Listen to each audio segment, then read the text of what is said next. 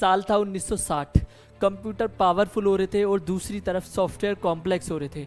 अब उन complex software को लिखने के लिए हमारे पास हाई लेवल लैंग्वेजेस तो आ रही थी और साथ में एक चीज़ और इंट्रोड्यूस हुई और वो थी प्रोग्रामिंग स्टाइल्स। तो 1960s के अर्ली फेज़ में एक प्रोग्रामिंग स्टाइल देखने को मिला जिसका नाम था मोनोलिथिक प्रोग्रामिंग। स्क्रीन के ऊपर आप एक टाइमलाइन देख सकते हो जो कि 1950 से लेकर 2000 तक का डेटा दिखाती है। Hello and welcome to our new video. इस वीडियो में हम इन्हीं प्रोग्रामिंग स्टाइल के बारे में डिस्कशन करने वाले हैं। इस टाइमलाइन के ऊपर आप देखोगे 1960s के अर्ली फेज़ में मोनोलिथिक प्रोग्रामिंग देखने को मिली और फिर लेटर 1980s या 1970s की बात करूँ तो प्रोसीजरल या मॉड्यूलर प्रोग्रामिंग के स्टाइल को अपनाया गया। 1980s में ऑब्जेक्ट ओरिएंटेड प्रोग्रामिंग जो कि आज भी आपको देखने को मिलती है और सबसे पॉपुलर एक तरीका है किसी भी कोड को लिखने का, किसी भी प्रोग्राम को लिखने का। तो सबसे पहले हम बात करने वाले हैं कि 1960s में जब मोनोलिथिक प्रोग्रामिंग आई तो उसमें क्या प्रॉब्लम थी जिसकी वजह से हमें 1970s में जाके प्रोसीजरल या मॉड्यूलर प्रोग्रामिंग को अपनाना पड़ा। लेकिन ये जितने भी स्टाइल्स हैं, इन स्टाइल से पहले किसी भी कोड को लिखने के लिए दो मोस्ट इम्पोर्टेंट चीज़ें चाहिए होती है, वो मैं आपको बता दूं। पहली चीज़ होती है डेटा, ये हम पहले भी डिस्कशन कर चुके हैं, और दूसरा है इंस्ट्रक्शन। अब किसी भी डेटा के ऊपर आपको इंस्ट्रक्शन लगाना ही पड़ेगा। अब इसका एग्जाम्पल हम समझ सकते हैं, एक रियल लाइफ एग्जाम्पल लेते हैं इसका। अगर आपको मैं बोलूँ कि आपको एक डिश प्रिपेयर करनी है और डिश प्रिपेयर करने के लिए आपके पास जो डेटा है वो क्या चीज़ होगी, जो उसके इंग्रेडिएंट्स होंगे। इसके अलावा उस इंग्रेडिएंट्स का यूज़ करके जब आप डिश प्रिपेयर करोगे तो आपको क्या चीज़ चाहिए, इंस्ट्रक्शंस चाहिए। सपोज करो आपको नहीं बनानी आती डिश, तो क्या करोगे, इंस्ट्रक्शन का फॉलो करोगे। लेकिन अगर आपके पास डेटा ही नहीं है, आपके पास इंस्ट्रक्शंस ही नहीं है, तब आप क्या करोगे, तब वो यूज़लेस है। इसी तरीके से कोई भी स्टाइल जब हम लिखेंगे तो उसके अंदर एक कॉमन चीज़ जो आपको देखने को मिलेगी वो होगा डेटा और इंस्ट्रक्शन। चाहे वो मोनोलिथिक प्रोग्रामिंग हो, चाहे वो प्रोसीजरल प्रोग्रामिंग हो, चाहे वो ऑब्जेक्ट ओरिएंटेड प्रोग्रामिंग हो, आपको काम सेम करके देगी, लेकिन जो स्टाइल है, जो अप्रोच है वो अलग अलग होने वाली है। अब जो मोनोलिथिक प्रोग्रामिंग है, इसका स्टाइल प्रोग्रामर्स ने इसको अपनाया, इसका यूज़ किया, लेकिन थोड़े दिन बाद साहब वो परेशान हो गए कि अपने को ये नहीं चाहिए। तो उन्होंने क्या करा, उन्होंने एक नया स्टाइल डेवलप करा जो कि 1970s में आपको देखने को मिला। तो सबसे पहले बात करते हैं मोनोलिथिक प्रोग्रामिंग के ऊपर। यहाँ पे आपको देखने को मिलेगा कि कुछ लाइंस ऑफ कोड लिखा हुआ है। अब ये लाइंस ऑफ कोड में क्या था कि एक ही फाइल हुआ करती थी मोनोलिथिक प्रोग्रामिंग में। जैसे आप नाम से ही पता कर सकते हो, मोनो का मतलब क्या होता है, एक चीज़, यानी कि सिंगल फाइल। तो यहाँ पे सपोज करो कि हमें कोई सॉफ्टवेयर लिखना है, उस सॉफ्टवेयर को लिखने के लिए हमने ये लाइंस ऑफ कोड लिखा। जैसे मैं आपको बताता हूँ, जैसे कैलकुलेटर का एक सॉफ्टवेयर होता है, ठीक है, कैलकुलेटर का सॉफ्टवेयर में आपको सम करना है। तो प्रॉब्लम क्या थी, प्रॉब्लम ये थी कि अगर आपको सम करना है ना तो C=A+B आप यहाँ पे लिखते, और यही चीज़ अगर आपको कोई कहता है कि आपको दोबारा से सम करना है तो दोबारा से ये रिपीट आप यहाँ पे करते, इस लाइन को रिपीट करते, C=A+B।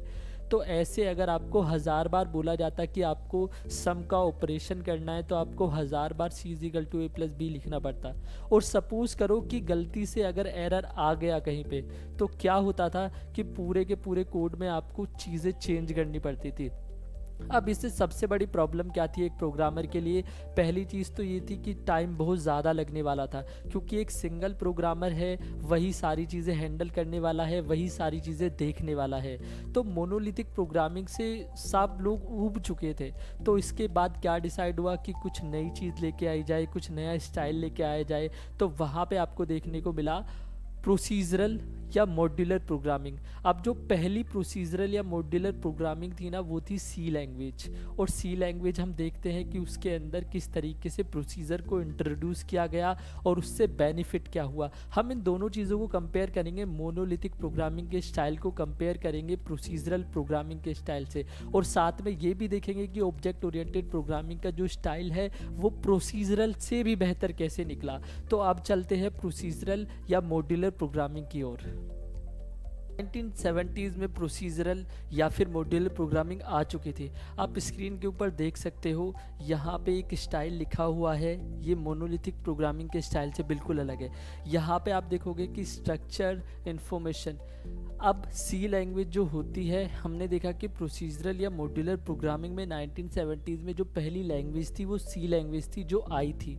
अब उसके अंदर एक स्ट्रक्चर टॉपिक होता है। अब स्ट्रक्चर में आप क्या कर सकते हो, डेटा को अलग से लिख सकते हो।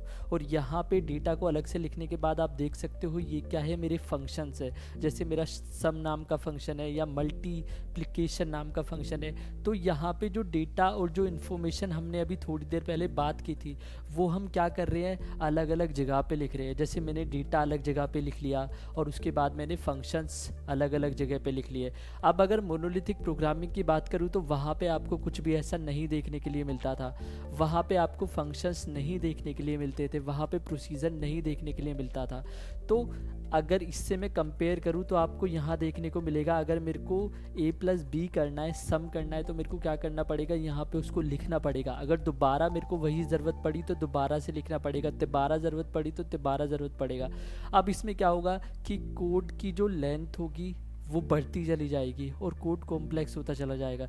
लेकिन यहाँ पे अगर आप नोटिस करोगे कि एक सम नाम का फंक्शन है, अगर आपसे बोला जाए कि आपको सम करना है तो आपको सिंपल क्या करना है, जो मेरा मेन फंक्शन है उसमें से सम वाले फंक्शन को कॉल कर देना है। जैसे मैं आपको बताता हूँ, ये मेरे पास एक कैलकुलेटर है और कैलकुलेटर में हमें पता होता है कि नॉर्मली जो हम ऑपरेशन करते हैं वो कौन से ऑपरेशन होते हैं। हम एडिशन करते हैं, हम सब्सट्रैक्शन करते हैं, मल्टीप्लिकेशन करते हैं, डिवीज़न करते हैं।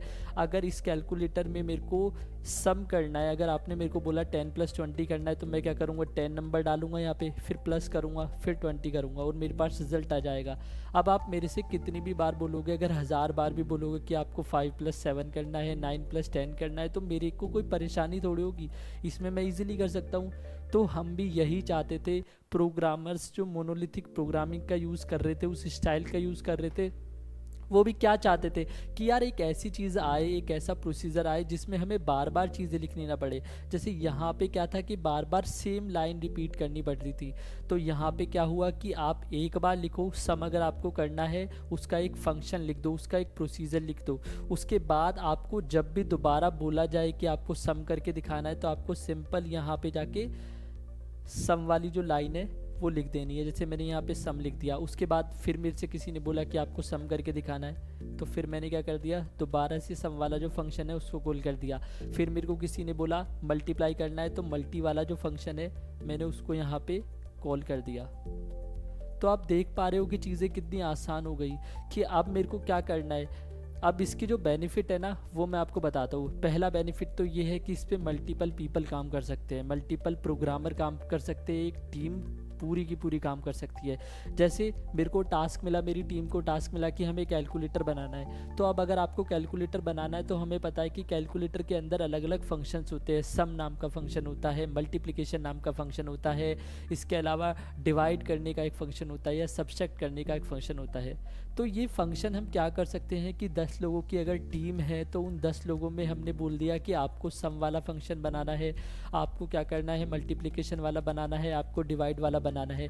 और जब जितने भी ये फंक्शंस है वो लिखे जाएंगे तो एक बंदा होगा जो इन सबको क्या कर देगा, कंपाइल कर देगा। तो अब क्या हुआ कि मोनोलिथिक प्रोग्रामिंग में जो एक ही बंदा सारे काम कर रहा था, प्रोसीजरल प्रोग्रामिंग में वो जितना भी काम है वो आउटसोर्स हो गया। अब अलग अलग लोग अलग अलग मॉड्यूल के ऊपर काम कर सकते थे, अलग अलग प्रोसीजर के ऊपर काम कर सकते थे। तो इससे क्या हुआ कि हमारा टाइम बचना चालू हो गया। दूसरा ये चीज़ हुई कि यहाँ पे अगर एरर आती है मोनोलिथिक प्रोग्रामिंग में, तो क्या होता था कि जिसने ये कोड लिखा है वही उसको ठीक कर सकता था, बाकी किसी को कोई खबर नहीं है कि इस प्रोग्राम के अंदर क्या चल रहा है। तो इसमें बहुत ज़्यादा टाइम जाता था। लेकिन अगर मैं यहाँ बात करूँ तो यहाँ पे अगर सपोज़ करो सम नाम के फंक्शन में प्रॉब्लम आ रही है, तो ऐसा नहीं है कि आपको पूरे के पूरे कोड के अंदर चेंजेस करने पड़ेंगे, आपको इस सम वाले फंक्शन में ही चेंज करने हैं बस।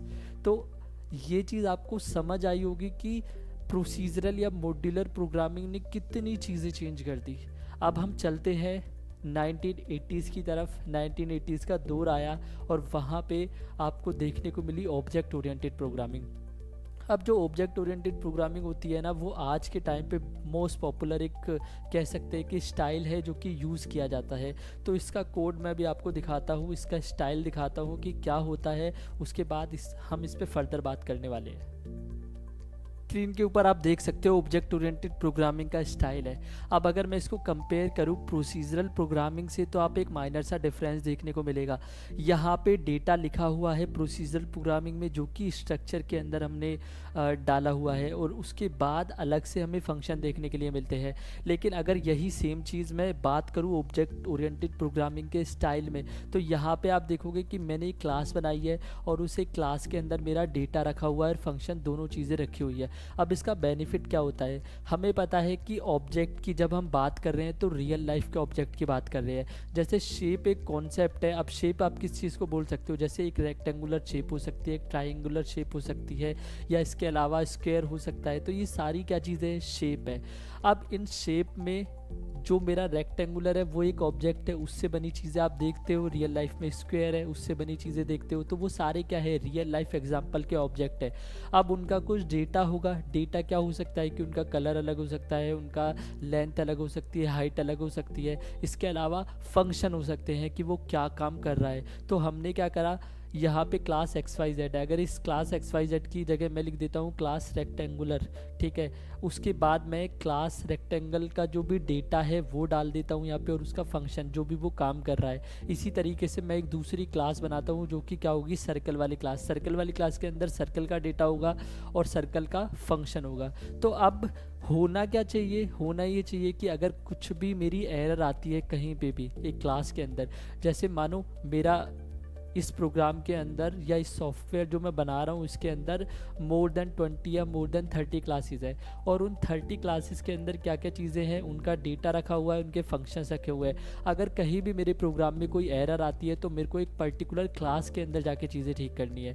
जबकि प्रोसीजरल प्रोग्रामिंग में क्या होता था कि हमें प्रोसीजर तो मिल गए, लेकिन यहाँ पे ऐसी कोई चीज़ नहीं होती थी कि जैसे हमें एक पर्टिकुलर स्पेसिफिक क्लास में जाके ठीक करनी पड़े। तो ये कह सकते हो कि प्रोसीजरल प्रोग्रामिंग का जो एक एडवांस वर्जन था वो क्या है, ऑब्जेक्ट ओरिएंटेड प्रोग्रामिंग स्टाइल आपको देखने को मिलता है। और इसमें हम करते क्या है, जो भी रियल लाइफ के ऑब्जेक्ट हमारे आसपास होते हैं हम उन चीज़ों को पकड़ते हैं और उनके बेस पे अपना कोड लिखते हैं पूरा का पूरा। तो इसमें मज़ा भी आता है क्योंकि हमें डील नहीं करनी पड़ती है XYZ ABC इस तरीके के वेरिएबल्स में। जैसे आपने देखा होगा कि जब हम C लैंग्वेज का कोड लिखते हैं या C++ लैंग्वेज का कोड लिखते हैं तो वहाँ पे प्रॉब्लम क्या आती है कि हम रियल लाइफ एग्जांपल का यूज़ बहुत कम करते हैं। जैसे C++ को तो बोल सकते हैं कि ऑब्जेक्ट ओरिएंटेड प्रोग्रामिंग है, तो उसमें तो ऑब्वियसली हम ये वाला कॉन्सेप्ट यूज़ ही कर ही रहे हैं, क्लास और ऑब्जेक्ट वाला। लेकिन अगर C लैंग्वेज की बात करूँ तो वहाँ पे ऐसा कोई कॉन्सेप्ट नहीं होता। वहाँ पे सिर्फ फंक्शंस होते हैं जो काम आसान करते हैं, लेकिन इतना भी आसान नहीं करते जितना ऑब्जेक्ट ओरिएंटेड प्रोग्रामिंग हमारा करती है। अब चलते हैं इसको समराइज फॉर्म में समझाने की कोशिश करेंगे आपको, कि एक कहानी की फॉर्म में कि पूरा इसका निचोड़ क्या निकल के आया। मैं एक बार रिपीट कर देता हूँ इस टाइमलाइन को। 1960s में एक स्टाइल निकल के आया जो कि था मोनोलिथिक प्रोग्रामिंग। इसके बाद 1970s में एक प्रोसीजरल या फिर मॉड्यूलर प्रोग्रामिंग का एक स्टाइल निकल के आया, जिसमें C लैंग्वेज पहली लैंग्वेज थी जो कि निकल के आई। और 1980s में C++ वो थी जिसने अपने कंधों पे भार संभाला और ऑब्जेक्ट ओरिएंटेड वाली चीज़ को, स्टाइल को आगे लेके गई, पॉपुलर बनाया। अब इसका ख़त्म करते हैं इसको समराइज़ करके। और समराइज़ कैसे करेंगे, जैसे मेरा दोस्त है एक, उसकी एक शॉप है TMD नाम से, यही सेक्टर 7 फरीदाबाद में है। तो जब उसने नई नई दुकान खोली थी तो वो सारी चीज़ें अपने आप क्या करता था, दुकान को खोलना, दुकान को बंद करना, दुकान की साफ़ सफाई करना, अगर कोई कस्टमर आता है तो उसको सामान सेल करना। तो इससे हमें क्या पता लगता है, आपको याद आ रहा है कि ये कौन सी प्रोग्रामिंग की कैटेगरी में डाल सकते हैं, कौन सी प्रोग्रामिंग स्टाइल की कैटेगरी में डाल सकते हैं इसको? क्या मैं इसको प्रोसीजरल में डाल सकता हूँ? नहीं, मैं इसको मोनोलिथिक में डाल सकता हूँ। कि मोनोलिथिक में हमने देखा था ना कि एक ही बंदा होता है जो कोड लिखता है पूरा का पूरा। तो यहाँ जो TMD वाली दुकान है, जब उसने स्टार्टिंग में खोली तो उसने क्या करा, उसने अपने आप को रखा बस, ठीक है, वही साफ़ सफाई करता है, वो सारी चीज़ें करता है। उसके बाद क्या हुआ, जब थोड़े टाइम बाद स्केल अप हुआ बिजनेस, तो उसने क्या करा, उसके अंदर 3-4 बंदे रखे, ठीक है। जो कि क्या करते हैं, सामान भी सेल करते हैं, या फिर कोई मोबाइल रिपेयर होने के लिए आता है तो मोबाइल भी रिपेयर करते हैं। तो उस चीज़ को आप क्या बोल सकते हो, जैसे यहाँ पे हमने प्रोसीजरल प्रोग्रामिंग के अंदर देखा कि मेरे पास सम वाला फंक्शन है, मेरे पास मल्टीप्लिकेशन वाला फंक्शन है। तो सम वाले फंक्शन से आप कितना भी काम करा सकते हो ना, आपको कॉल करना है उसको, या फिर मल्टीप्लिकेशन वाले से आप कितना भी काम करा सकते हो, उसको कॉल करना है आपको सीधा। इसी तरीके से जब मेरे दोस्त ने 3-4 बंदे रखे वहाँ पे, अब वो क्या करना है, अगर उसको सफाई करानी है तो बोल सकता है किसी का पर्टिकुलर नाम लेके, है ना। वो बोल सकता है कि गोलू यार ये सफाई कर दे, या फिर वो बोल सकता है कि मनीष यार ये स्पीकर गंदा हो रहा है तो इसको साफ़ कर दे। अब ऐसा तो नहीं कि एक बार बोल सकता है, कितनी भी बार बोल सकता है ना। तो ये जो उसने बंदे रखे हैं या फिर एम्प्लॉयज़ जो रखे हैं, इसको हम किस कैटेगरी में डाल सकते हैं, इसको हम डाल सकते हैं ऑब्जेक्ट ओरिएंटेड प्रोग्रामिंग की कैटेगरी में। इसके अलावा जैसे जैसे बिजनेस और स्केल अप होता गया, तो अब वो क्या सोच रहा है, वो सोच रहा है कि एक पूरा का पूरा मॉल में आपने देखा होगा ना कि पूरी की पूरी दुकान होती है, तो वो सोच रहा है वैसी वाली चीज़ हो जाए। वहाँ पे क्या होगा, वहाँ पे एक एडवांस फॉर्म आ जाएगी। वहाँ पे हो सकता है कि आजकल आप देखते हो ना एआई के अंदर रोबोट्स का भी यूज़ होता है, तो वहाँ पे ये वाली चीज़ हो सकती है कि रोबोट्स आपके पास आए, वो आपको इन्फॉर्मेशन शेयर करे। तो इस चीज़ को हम क्या बोलेंगे, ऑब्जेक्ट ओरिएंटेड प्रोग्रामिंग वाला स्टाइल, जिसके अंदर क्या है कि हम स्केल अप करते जा रहे हैं। एक एडवांस वर्जन है प्रोसीजरल प्रोग्रामिंग का, ऑब्जेक्ट ओरिएंटेड प्रोग्रामिंग। इसके अंदर क्लास के अंदर ही हमारी दोनों चीज़ें लिखी हुई है। आई होप आपको ये वीडियो समझ आई होगी, आपको तीनों स्टाइल के अंदर डिफरेंस पता लगा होगा कि मोनोलिथिक प्रोग्रामिंग क्या होती है, प्रोसीजरल प्रोग्रामिंग का स्टाइल क्या होता है, और ऑब्जेक्ट ओरिएंटेड प्रोग्रामिंग का स्टाइल क्या होता है। अगर आपको ये वीडियो पसंद आती है तो प्लीज़ इस वीडियो को लाइक कीजिए, अपने दोस्तों के साथ शेयर कीजिए, और हमारे चैनल को सब्सक्राइब कीजिए। अगर इस तरीके का और कंटेंट चाहिए तो आप कमेंट बॉक्स में कमेंट कर सकते हो, कोई भी डाउट है तो भी आप कमेंट लिख सकते हो। प्लीज़ चैनल को सब्सक्राइब कीजिए ताकि हमें मोटिवेशन मिले और हम इस तरीके की और वीडियोज़ आपके लिए ला सकें। मैं मिलता हूँ आपसे अगली वीडियो में, तब तक के लिए गुड बाय।